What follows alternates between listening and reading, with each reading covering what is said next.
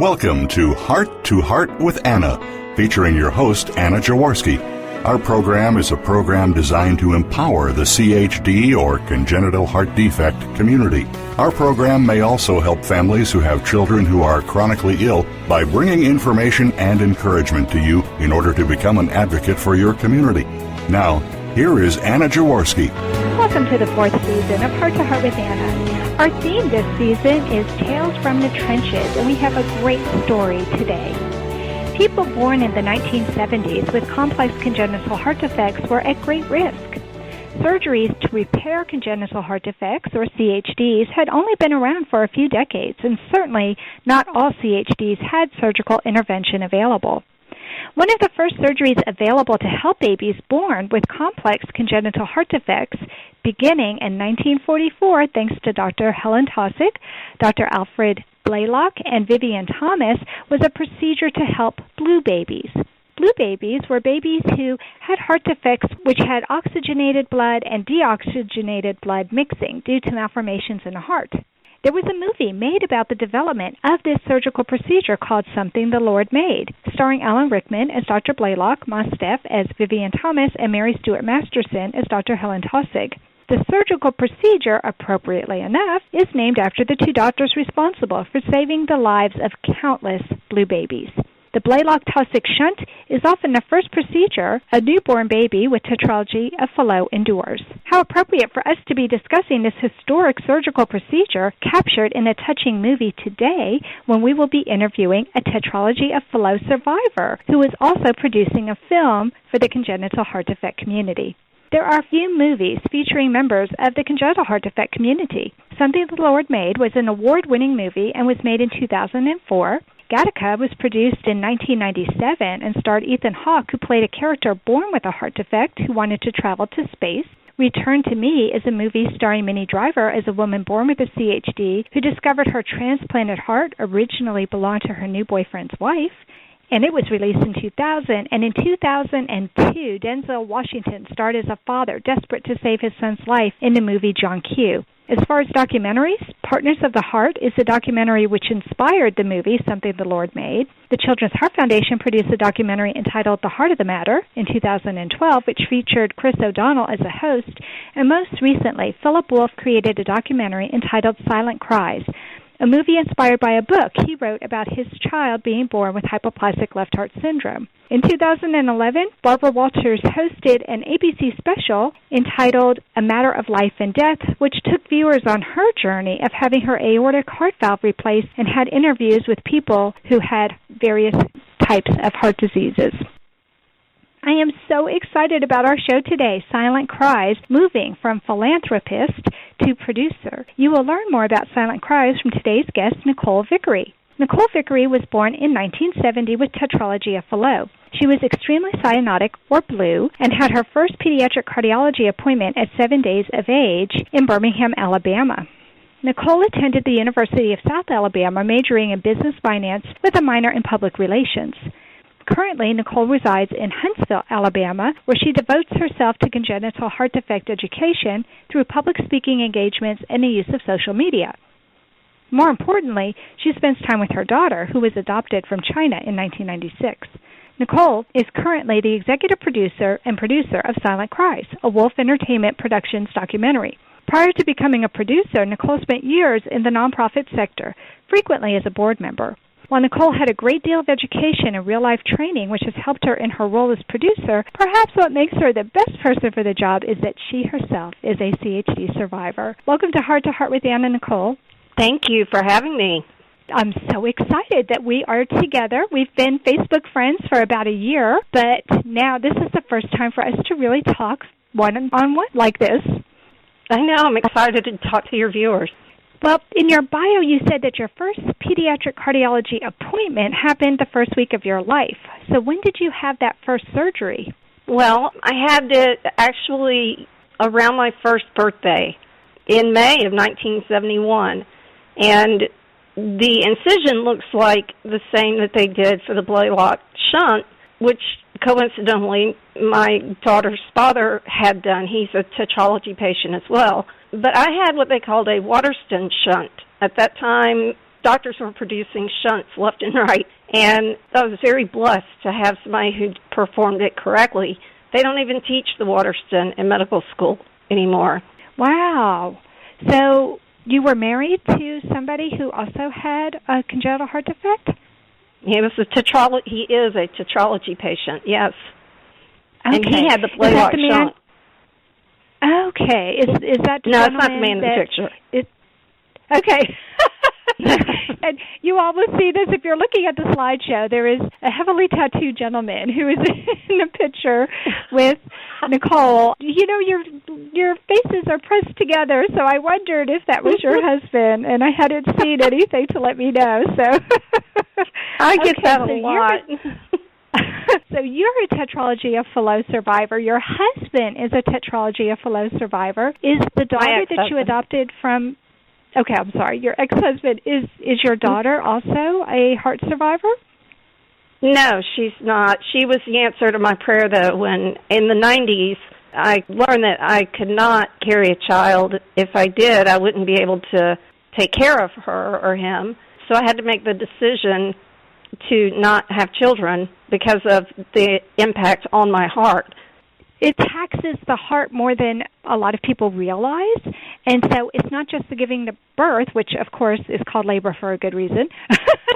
It's the whole 9 months where your heart is also doing the work of pumping the blood through the baby's body as well. And when it's teeny tiny, it's not as much of a taxation on the heart, but as the baby gets bigger and bigger, it puts more and more pressure on your heart. And if your heart has significant malformations, then yeah, it's not a good idea, because what can happen is it can weaken your heart so much that your heart can't recover, and then you wouldn't be able to take care of your baby, and you might not even survive. So, in fact, we did a show on Heart to Heart with Anna where we talked about options that women had who were born with congenital heart defects. And for some people, having a baby naturally is just not the best way to become a mother, but adoption is a beautiful way to become a mother. And I'm so excited for you that you had an answer to prayer in getting your daughter. That just is wonderful. How many surgeries have you had, Nicole? Let's see, 4 major ones, and I can't count the number of catheterizations. I lost count years ago. Right. But you've had 4 open heart surgeries then? Yes. Yeah, that's a lot to go through, and so that definitely makes you an expert in the producer for, or executive producer for Silent Cries. I'm just so excited to be talking to you. It seems that you have been involved in the nonprofit sector for many years as well, in helping the Adult Congenital Heart Association, and also being a counselor to America's Small Businesses with SCORE, which I just learned about thanks to you. It looks like a wonderful organization. Can you tell me why you have felt drawn to work with these nonprofits? Well, what happened is I got lost in transition, which is a big topic right now. Kids age out of their pediatric cardiology office, and they have nowhere to go. And when I went to college in Mobile, Alabama, I was very diligent in finding a cardiologist and trying to stay up to date with my health. But I went into right heart failure because the pulmonary valve I was born with was only 10 millimeters, and when I was 5, they extended it 3 millimeters, but that was still only half the size of a normal human heart pulmonary valve. So because I was in congestive heart failure for about a decade before they finally caught it and did a surgery in 2007 replacing it, I can't work anymore as far as a 9-to-5 job. I used to go guns blazing, and I had to find a way to be able to work from home and make a contribution. I learned a lot of lessons that I like to impart upon the youth of today and their parents. One being, talk to your cardiologist long before you decide to get pregnant, not when you're 25 and ready to start a family. And 2, when you transition to college, find an adult congenital heart location so that you can carry your treatment forward. Even if they say that you're fixed, something will probably pop up in your adult life. I think that's very eloquently stated, and that is something that a lot of us parents, especially parents of adults, worry about is that once our kids, especially once they age out of our insurance and we can't cover them anymore, how are they going to be able to continue the care that we know they need? And so, yes, you do have to stay on top of it. There aren't as many cardiologists trained to work with adult congenital heart defect survivors, but the number is growing because the need is growing, and so it's good to see that. And you're right, it really does help to go see somebody who understands congenital heart defects, not a cardiologist who is only accustomed to acquired heart defects. That's just priceless. They understand the pediatric congenital heart defect doctors know so much more about what to expect long term. Now that so many of you are surviving to adulthood, there are patients that have gone decades without having any problems who all of a sudden are having liver problems. They're going into congestive heart failure. They do have valve problems, and having somebody who understands the pediatric population and what congenital heart defects look like versus acquired is just without compare. You're absolutely right. And I got lucky. I was on the brink of death in 2007, and I finally got a cardiologist here in Huntsville who said, I've got a friend, Ed Colvin, over at UAB. He mentored under my pediatric cardiologist, Dr. Bergeron. So I am in really good hands now, and I never miss a checkup. Oh, good for you. I probably worry them more than I should. Well, if you're taking care of yourself, and it sounds like you are, then hopefully you won't be causing them any undue concern. It's so nice to meet somebody else who is like-minded as I am as far as being a philanthropist. And you really have given back to your community in so many ways, through helping small businesses, through helping the Adult with Congenital Heart Association, and now with this wonderful movie project. I can't tell you how good it feels to reach out to somebody else who has the same mission in life to help others. Can you tell me how having a heart defect yourself made you want to give back to your community? As we reach adulthood, especially middle age, the answers start coming together, and I thought, I feel driven to impart what I've learned. Surgery is all that can help me, and medication, but there are lessons I've learned along the way that had I known better, my quality of life now would be better than it is, and that's what led me to it. I'm motivated purely by passion and wanting to help younger children coming up and younger adults. That's beautiful. And I'm so glad that there's someone like you out there, somebody who has lived with having a congenital heart defect and who knows all that that entails and wants to reach out and help educate others, inspire others, share your story with others. That's what this show is all about, too, is us reaching out to others in the community to let them know about advances that are happening in science, to let them know about movies that are coming out, books that are coming out. I feel like I have the best job ever. I get to be the one who announces all these fabulous things that are happening. Just last week, we talked to a woman who made an app for their smartphone that can help people. And this is just so much fun to be able to spread that information into the universe. You know, with the Internet, you can go just about anywhere and let people know what is available, because it's almost overwhelming now how much information we get bombarded with. And so this is one quiet little place for 30 minutes a week. People can come and get something, hopefully, of value to them in the congenital heart defect community. So it's almost time for a commercial break. And when we come back, I really want us to talk about silent cries. But can you tell me what the biggest challenges you have faced so far working with nonprofit organizations, especially in the CHD community? Well, I would say with the CHD community, we have a lot of faction. And by that, I mean there's a different chapter of a different group or organization in every city, town, state. And we're not being able to raise the funds that we need to get research going and to continue what they're researching presently that can help children not have to have so many open heart surgery. It's kind of a goal of mine to bring us all together, get us on the same page, and speaking the same language like any other cause or group like we celebrate in October or other months, so that our voice can be heard as one. And until that happens, most of the organizations are a place for people to go and tell their story, and usually it's parents trying to one-up the other. And they'll list a bunch of things wrong with their kid, and I'm like, well, that's tetralogy. Just say it. And so I'd really like for us to be positive and start looking towards the future and have hope. I want to give parents hope. I've met a woman with a 5-year-old tetralogy patient, and her kid was running around outside, and she's like, I can't get her to slow down. And I said, don't make her. She'll self-limit. Kids are resilient. They're good. We adults could take a lesson from that. And when she said, you're 45, I said, nearly, and she said, I've never met a tetralogy patient over 18.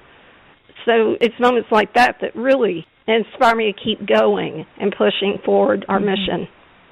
I do think it's a challenge that we do seem a little disjointed in some ways in the heart community, and I'm hoping that through the radio show, through your documentary, through a lot of different organizations out there that do seem to be reaching out hands to join hands together so we do form one voice, I'm very hopeful that we can become united so that we can have a much louder voice, get more money for research, have the government pay more attention to us so they can make laws that will be helpful to our community. And you're right, it's only by working together and not being selfish, but keeping your eye on the big picture, which is the big picture is all of us helping one another and making the quality of life for survivors the best that it can possibly be, and eventually to totally eradicate congenital heart defects. Just like polio is almost completely gone, you'll still see places that will have a case here or there, but really polio you hardly ever hear about. I would love someday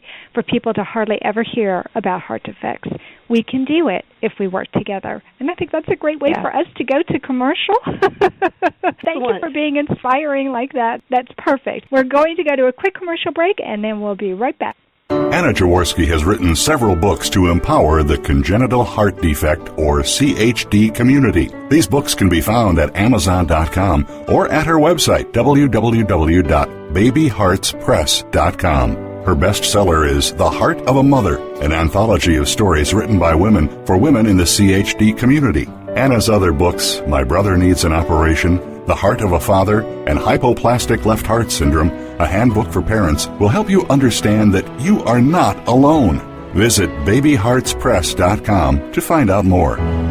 Welcome back to our show, Heart to Heart with Anna, a show for the congenital heart defect community. Today our topic is Silent Cries, moving from philanthropist to producer. And today's guest is Nicole Vickery.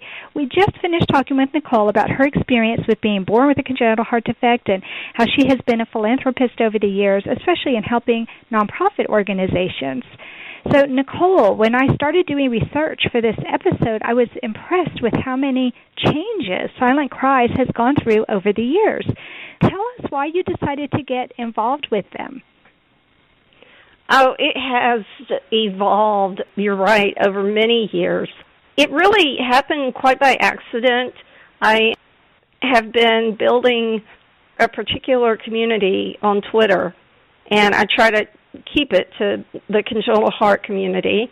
And I just happened to meet Philip Wolf, the owner of Wolf Entertainment Productions, and I helped them last year finish out an Indiegogo campaign. And then, I don't know, here we are a year later, and we've re-storyboarded everything. It's going to be a fantastic movie. It really is. I'm so excited about it. I think that, to me, we were going to tell the right story, and we're going to tell it the right way. There's going to be some sad, but there's going to be some happy, just like life. And so it felt like the right project for me. And you're able to do the long distance? We are, yes. I've flown to Dallas once. We've traveled to the Mayo Clinic. We've been to Los Angeles. And the gentleman in the picture with me is Mark the Fight Shark Miller. He is the only person in the mixed martial arts to ever come back to the ring after open heart surgery. He had a congenital heart defect. He also has a book out. So, yeah, that was a post-production photo shoot. That's really cool. So we're telling his story. We've got babies. We've got We run the gamut from birth all the way through me, old lady. Oh, you're not an old lady. That's so funny. But yes, our listeners need to go to the website. There's a little trailer there, so you'll get to see Mark the Fight Shark Miller. That's so funny. I hadn't heard that name before, but yes, you'll get a chance to see Mark actually working out at the gym, and he looks tough. It doesn't look like a weak person at all, so to know that he was born with a heart defect should hopefully inspire others. And yes, I also saw there were some children that were featured on the website, so that's wonderful. It looks like it'll be a beautiful story. I think it will. It's going to be a good journey. Yeah, I think it will be a good journey, too. I think it's interesting how the producers from Silent Cries decided to partner with From the Heart Productions. It seems such an appropriate name for the organization that helps people generate money to create a film that's from the heart. So can you tell our listeners more about this partnership and how they can get involved? Well, what From the Heart Productions does is they give us a nonprofit status. We're under their umbrella. And so anywhere from a Kickstarter campaign to just going to our website, www.silentcriesmovie.com, and making a donation, that allows the donation to be 100% tax deductible. And it's really been a good partnership. It's helped out a lot. We never ask our heart patients' families who are in the hospital to donate. Obviously, they're welcome to. But we look more towards grandparents or people who know people who've been touched by this for raising funds in order to get our movie produced. Yeah, there are a lot of expenses in producing a movie, so I'm sure that if any of our listeners today would like to donate, that would be most welcome. And we have at the website little trinkets you can buy. I mean, you make a donation and we send it to you, but still your donation is 100% deductible. And just to share our trailer with their networks, social media, through email, anywhere, to raise awareness that this film is coming. And when we finish finding funding, we'll have it made and out hopefully by next year. It's an exciting process. That'll be terrific. It is exciting. So it looks like Silent Cries has actually morphed into Collisions, Rocking the Scars. That's what I saw in the trailer that you sent to me. So can you tell us, again, how people can watch the trailer, and can you let them know how they can share that trailer with others? That trailer can be seen, I believe, at our website. I don't control it, so I'm not sure. But they can go to Facebook. We have a Facebook page, Silent Cries. And they can look me up, Nicole Vickery. I have it posted publicly. They can share it with Facebook, Twitter. I think I've shared it on Pinterest, Instagram. You name it, and you can plug it anywhere. Yes, Collisions, Rocking the Scars. We've decided to do more of a docudrama. Instead of just talking heads, we're collecting interviews to be interspersed through a very interesting story that we've written, and I can't wait. Having Mark Miller helping us with this has been a blessing because he really shows you how tough you can be and how the body can take it, and we hope it inspires others, parents, to let their children do, as long as their doctor says it's okay, let them do it. And I can't say enough good about it. Oh, I'm so excited. I love it. It's a very dynamic trailer, so I do hope everyone will check it out. It was there last night when I looked at it, so yes, it was on the website, and I also saw it on Facebook, and all of these links will also be on the Heart to Heart with Anna page in the bio section for Silent Cries, so make sure you look for it there. If you want to just have a quick link to go to, you can do that, or as Nicole said, there are so many different places that you can find it, Facebook, Twitter, Instagram. You go for it.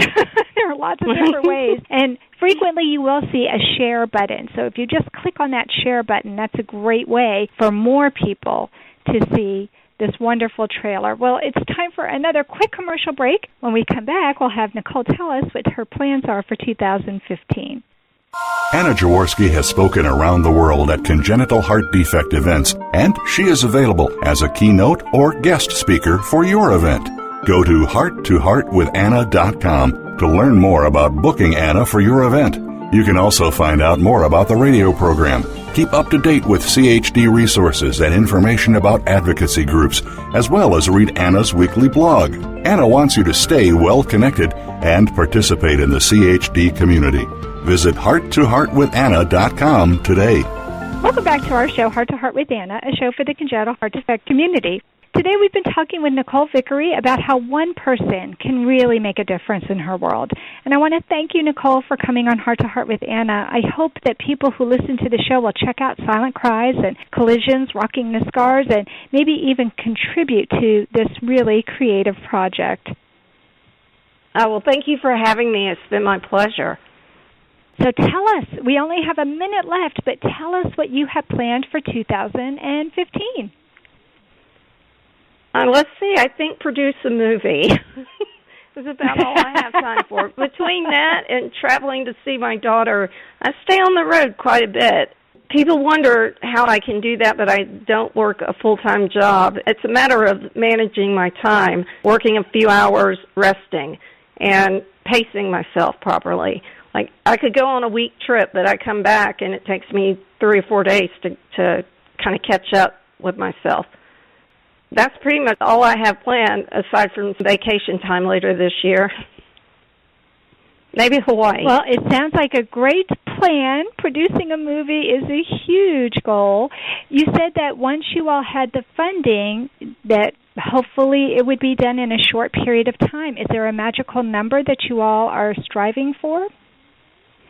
There is. I'd say probably around $120,000. Okay, folks. So all of you listeners, if you want to see this fabulous documentary come in, every penny counts. There are 2 million people with congenital heart defects that are in the United States alone. Surely, if everybody just donated a couple dollars, think about how quickly we would be able to get this movie funded, and they would even have a little bit of seed money for the next documentary. So, Nicole, it has been a joy talking to you. Thank you so much for coming on the show. Oh, thank you again. I can talk about this all day long. I really did can't believe enjoy our it. time is already up. Oh, my gosh. I This know. just went so fast. Well, It sure everybody, did. check out Collisions, Rocking the Scar. Give us that website one more time, Nicole. It's www.silentcriesmovie.com. silentcriesmovie.com. Please check that out, and don't forget to go to the Heart to Heart with Anna website. Look in the bio sections if you want a quick link to any of the sites that we talked about today. Come back next week at noon Eastern Time to hear our next show. Until then, please find and like us on Facebook. Check out our website, hearttoheartwithanna.com, and our Cafe Press Boutique. Follow our radio show, and remember, my friends, you are not alone.